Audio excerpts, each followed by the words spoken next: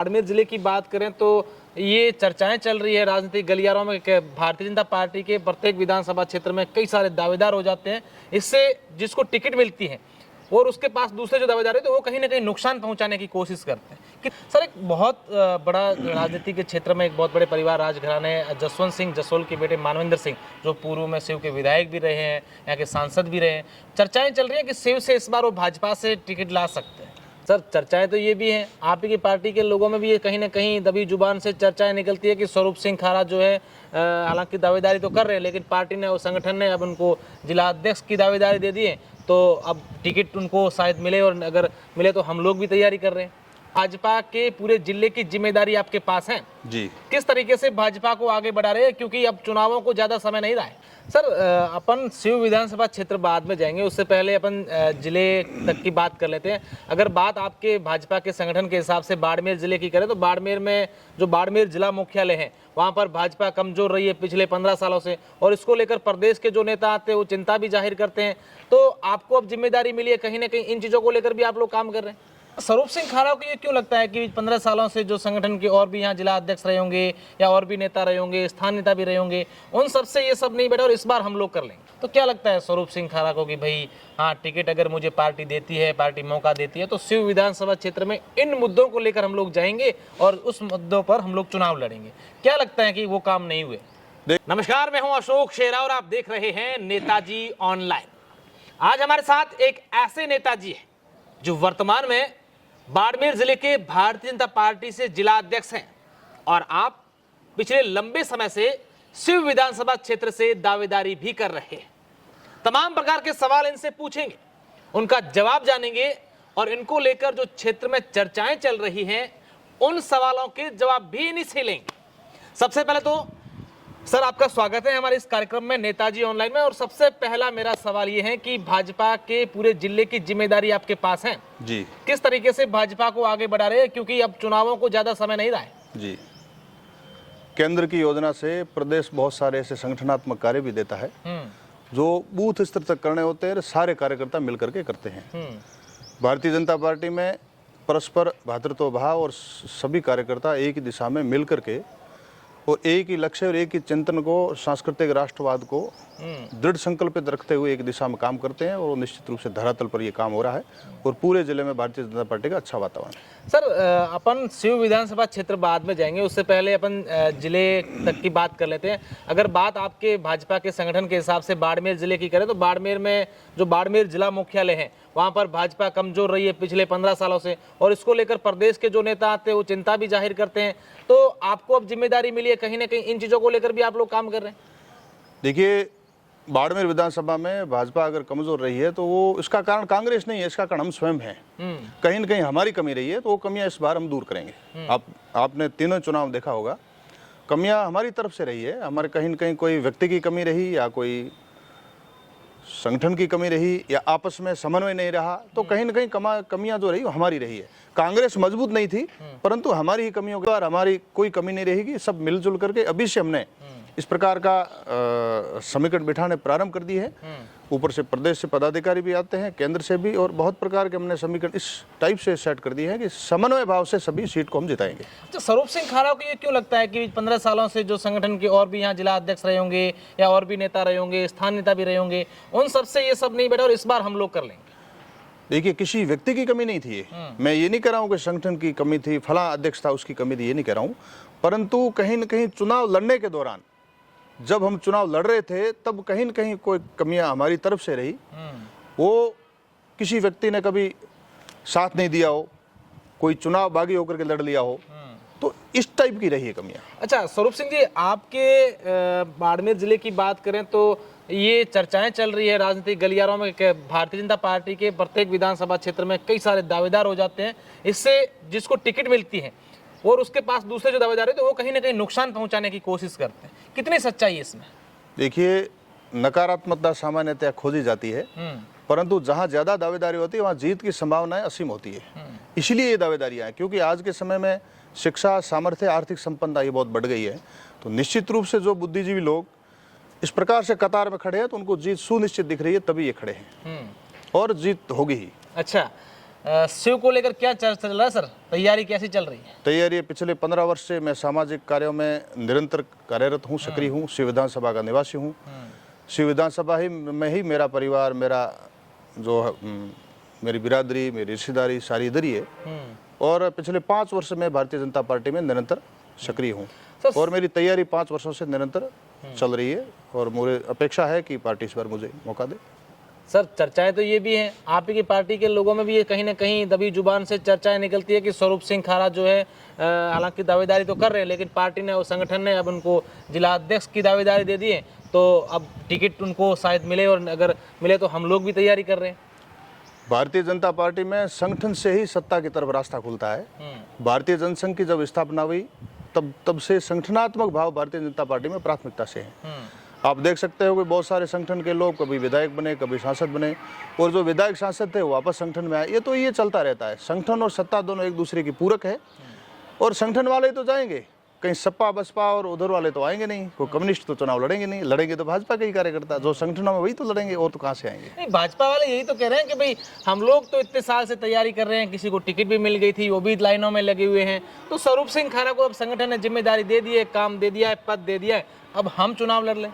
सभी आदरणीय कार्यकर्ता है, सभी अपने अपने क्षेत्र में अच्छा काम कर रहे हैं। जिसको भी मौका मिलेगा सारे कार्यकर्ता मिल करके सीट को जिताएंगे। सर एक बहुत बड़ा राजनीति के क्षेत्र में एक बहुत बड़े परिवार राजघराने जसवंत सिंह जसोल के बेटे मानवेंद्र सिंह, जो पूर्व में शिव के विधायक भी रहे हैं, यहाँ के सांसद भी रहे हैं, चर्चाएं चल रही हैं कि शिव से इस बार वो भाजपा से टिकट ला सकते हैं। देखो, राजनीति में चर्चाएं तो हर प्रकार की चलती रहती है। अब वो आएंगे नहीं आएंगे ये तो भविष्य का विषय है। बातचीत चल रही है कोई? अब मैंने नहीं सुनी बातचीत, अब उनकी कोई चल रही है तो उनको ही मालूम है, मुझे नहीं जानकारी इस चीज़ की। तो क्या लगता है स्वरूप सिंह खारा को कि भाई हाँ टिकट अगर मुझे पार्टी देती है, पार्टी मौका देती है, तो शिव विधानसभा क्षेत्र में इन मुद्दों को लेकर हम लोग जाएंगे और उस मुद्दों पर हम लोग चुनाव लड़ेंगे? क्या लगता है कि वो काम नहीं हुए?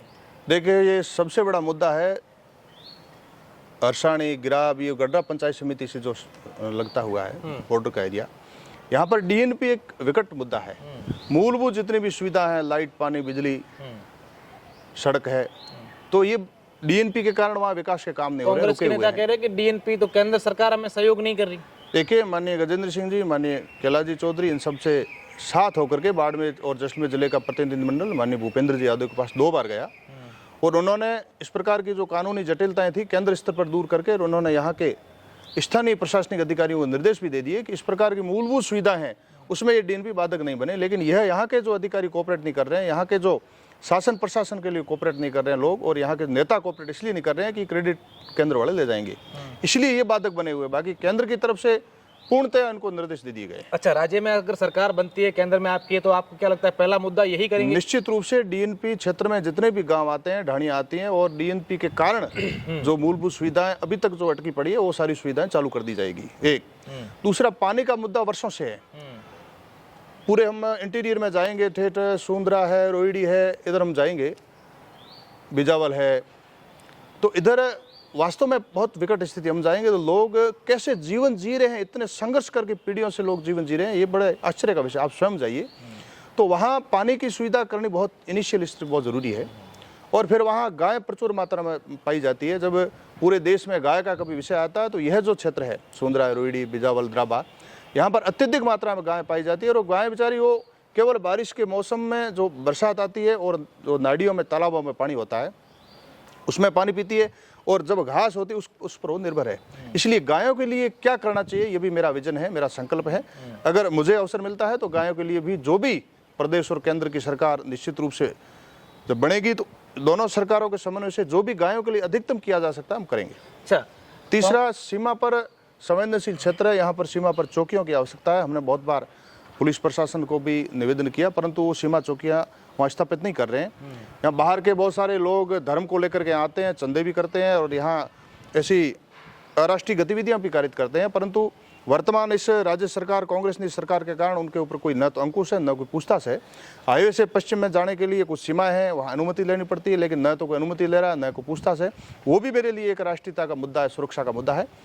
तो इस प्रकार के कुछ मुद्दे हैं, उनको मैं प्राथमिकता के तौर पे लूंगा, ये मेरा संकल्प है। अच्छा, वर्तमान के जो विधायक हैं अमीन खान, उनका दावा है कि हमारे क्षेत्र में पानी की समस्या की कोई यहाँ जनता परेशान नहीं है, सड़कों का हमने जाल बिछा दिया है, कई सारी स्कूलें क्रमोन्नत करवा दी हैं, स्कूलें नहीं खुलवा दी हैं, जनता खुश है और इसी के मुद्दों पर हम लोग चुनाव लड़ेंगे और कांग्रेस सरकार जो है, मुख्यमंत्री ने खूब सारी योजनाएं चला रखी हैं, उसके आधार पर हम लोग यहाँ पर फिर जीतेंगे और फिर राजस्थान में कांग्रेस की सरकार बनाएंगे। शिव के माननीय विधायक अमीन खान जी घर पे आराम से बैठे रहते हैं, लोग आते हैं, लोग नीचे बैठते हैं, बुजुर्ग लोग बैठते हैं, वो सोफे पे बैठे रहते हैं, वो महिलाओं को, SC/ST वालों को जातिगत टिप्पणियां करते हैं, अन्य जातियों पर भी ये जाति कचरा है, ये किन्नी कौम है, और महिलाओं के बारे में और SC/ST के बारे में तो विशेष करके ये पराकाष्ठा कर देते हैं, इतनी निंदनीय टिप्पणियां करते हैं। और विकास के काम को लेकर के कोई भी पूछेगा तो सजो सुठो है, असांजे सजो सुठो है, कोई कमी नहीं है। विशेष संप्रदाय के लोग पंचायत समितियों में, तहसीलों में, उपखंड कार्यालयों में इन्होंने संविदा के आधार पर भर दिए हैं और विकास के काम भी आप देखेंगे, चाहे सड़क हो, चाहे पानी हो, चाहे बिजली हो, कि जितने भी मूलभूत सुविधाओं के कार्य है विशेष संप्रदाय के जहाँ गांव ढाणियाँ, वहाँ इन्होंने प्राथमिकता दी है। अन्य जो भी मतदाता है वो मतदाताओं से जाकर के पूछिए, जिन्होंने वोट दिए हैं वो स्वयं पश्चाताप कर रहे हैं, हमने बहुत बड़ी गलती कर दी 2018 में, और यह लोगों का जो आक्रोश, गुस्सा है, ये दिसंबर 2023 के मतदान के दौरान फूटेगा और पेटी में ही फूटेगा। सर, ये हालांकि आपकी पार्टी का मुद्दा नहीं है, अगर शिव विधानसभा क्षेत्र की बात की जाए तो वहाँ जैसे ही कांग्रेस का नाम आता है तो अमीन खान का नाम जहन में, हर किसी के जहन में आता है। इस बार अगर बात करें तो इस बार कई और लोग भी हैं जो चुनावी मैदान में हैं, चाहे कांग्रेस के जिला अध्यक्ष हैं फतेह खान भी वहाँ से तैयारी कर रहे हैं, दो और भी नाम है, तो इससे भाजपा को फायदा होता नजर आ रहा है? उनके अंदरूनी इतनी लड़ाई है कि तलवार खींची हुई है, जो भी आएगा सामने वाला पक्ष तलवार लेके खड़ा है। वो उनकी जो आपसी लड़ाई है, भाजपा चूंकि उस पर कोई निर्भर नहीं है कि उनकी लड़ाई की वजह से हम जीतेंगे, परंतु उनकी आपसी जो खींचतान है, जो लड़ाई चल रही है अध्यक्ष के और विधायक के, ये लड़ाई सर्वज्ञात है। तो क्या लगता है इस बार दो अध्यक्ष आमने सामने होंगे भाजपा कांग्रेस के? देखिए पार्टियों का निर्णय जो भी हो। अच्छा सर, मेरा एक सवाल है कि अगर किसी भी चुनावों की बात करें तो जातीय फैक्टर होता है, वो बड़ा अहम रहता है चुनाव में, और विशेषकर विधानसभा चुनाव में। और शिव विधानसभा क्षेत्र की बात करें तो वहाँ पर जातीय फैक्टर हर बार काम करता है। कांग्रेस से शिव विधायक जो वर्तमान में है अमीन खान, वो एक विशेष समुदाय से आते हैं और ऐसा माना जाता है कि आप राष्ट्रीय स्वयंसेवक संघ से जुड़े हुए, और कई बार आपकी ऐसी टिप्पणियां भी आती हैं, तो लोग ये कहते हैं कि स्वरूप सिंह खारा को ये कम्युनिटी है, ये वोट नहीं देगी। क्या लगता है? देखिए, मैं टिप्पणी कोई किसी को टारगेट करके नहीं करता, जो यथार्थ होता है वो बोलता हूँ और वो मैं बोलता रहूँगा। रही बात वोट की, लोकतंत्र में वोट मांगे जाते हैं, मैं भी सबसे मांगने जाऊँगा। बाकी तो वोट का स्वयं का सबको अधिकार है, किसको देना किसको नहीं देना उसका अधिकार है, हम तो सबसे वोट मांगने जाएंगे। आपकी इस बेबाकी से पार्टी को नुकसान तो नहीं होगा? अब मुझे किसी ने कहा तो नहीं बेबाक मत बोलो, तो जो सही बात है वो बोलनी चाहिए, और राष्ट्र हितार्थ, समाज हितार्थ वो बात बोलनी चाहिए। अच्छा, स्वरूप सिंह खारा जब से पार्टी के जिला अध्यक्ष बने हैं उसके बाद से लगातार क्रेज बढ़ता जा रहा है, चाहे सोशल मीडिया की बात करें, ग्रामीण क्षेत्रों में की बात करें, या जहां जाएं स्वरूप सिंह खारा को लेकर अगर जब पूछ जाती है कि हाँ यार स्वरूप सिंह खारा ठीक है, क्या उसके बाद से कुछ विशेष कर रहे हैं लोगों के लिए या जनता के बीच? अगर ये भाजपा का क्रेज है, माननीय मोदी जी का क्रेज है, मेरा कुछ भी क्रेज नहीं है। ये मेरे गले में ये कमल के फूल वाला जो दुपट्टा है ना, इसी का क्रेज है। और माननीय मोदी जी ने जन कल्याणकारी योजनाएं, सेवा सुशासन और गरीब कल्याण को संकल्प रूप में रख करके जो पूरे देश में काम किया है, अंतिम छोर पर जो बैठा व्यक्ति उसके लिए विकास का काम किया है, तो उनकी सेना के हम सैनिक हैं इस नाते, भाजपा कार्यकर्ता के नाते, और लोगों में उत्साह है, निश्चित रूप से ये लोगों का स्नेह है। अच्छा सर, बीजेपी के हालांकि आप अच्छे लंबे समय से इसके साथ, संगठन के साथ काम कर रहे हैं और राजनीति में अच्छी समझ भी रखते हैं। मेरा एक सवाल है कि वर्तमान में राजस्थान सरकार ने 19 जिले बनाए। अगर अपने पश्चिमी राजस्थान की बात करें, इस क्षेत्र की बात करें, तो सातचौर जिला बन गया, बालोतरा जिला बन गया, इसके अलावा कई सारे काम भी हुए। लगता है कि कहीं ना कहीं इससे कांग्रेस है मजबूत हो गई है, कहीं ना कहीं भाजपा को और ज़्यादा मेहनत करने की जरूरत है। ये चुनावी इस पर इफेक्ट पड़ेगा? भाजपा ने जो कोई घोषणा की है, चाहे वो सरकार बनने के प्रारंभ में की हो, मध्य में की हो, अंतिम में की हो, वो उसको पूर्ण किया है। कांग्रेस ने सदैव शासन में रहने के पश्चात अंतिम के जो 1 साल 6 महीने रहते हैं, तब ये रेवड़ियां बांटती है, घोषणाएं करती है, वो घोषणाएं क्रियान्वित नहीं होती है। इसी कड़ी में जैसे जिलों की इन्होंने घोषणा की, चलो जिले बना दिए, अब इनके लिए तो कोई बोझ नहीं है, इनको सब पता है कि हम तो जाने वाले हैं और 45-50 साल तक के लिए जाने वाले हैं। अब एक एक जिले के ऊपर 500 से 1000 करोड़ रुपए का खर्चा है। वो खर्चा आने वाली सरकार वहन करेगी, उनको सब पता है, भाजपा वहन करेगी। भार तो ये हमारे ऊपर है ना, इनको तो क्या है, इनको तो केवल घोषणा करी थी, कर दी, अधिकारियों को लगा दी, अब ये निश्चिंत हो गए हैं। अच्छा, भाजपा नेताओं को ये क्यों लगता है कि सरकार उनकी जा रही है, हमारी बनने वो तो आप जनता को टटोलिए, जनता का भाव है। हमारे काम बोलते हैं ना, भाजपा का काम बोलता है। माननीय मोदी जी के सेवा सुशासन और गरीब कल्याण के अंतर्गत उन्होंने जो काम किए ना, वो काम बोलते हैं। क्या लगता है इस बार बाड़मेर में जो विधानसभा रही, हालांकि 4 विधानसभाएं रही है, जीत को लेकर कितने आश्वस्त? अवश्य जीत होगी। मोदी जी के विकास कार्यों को लेकर के जीत होगी, कार्यकर्ताओं के समर्पण भाव को लेकर के जीत होगी, और परस्पर समन्वय भाव, और हम सभी एक होकर के, संगठित होकर के चारों विधानसभा में चुनाव जीतेंगे, ये हम सबको विश्वास है। निश्चित रूप से स्वरूप सिंह खरा का ऐसा दावा है कि इस बार विधानसभा चुनाव में हम बाड़मेर जिले की चारों विधानसभाओं में हम लोग जीतेंगे। लेकिन देखने वाली बात होगी कि इस चुनाव में यहाँ की जनता विधायक का ताज किसके सर पर रखती है। बहुत बहुत शुक्रिया, धन्यवाद।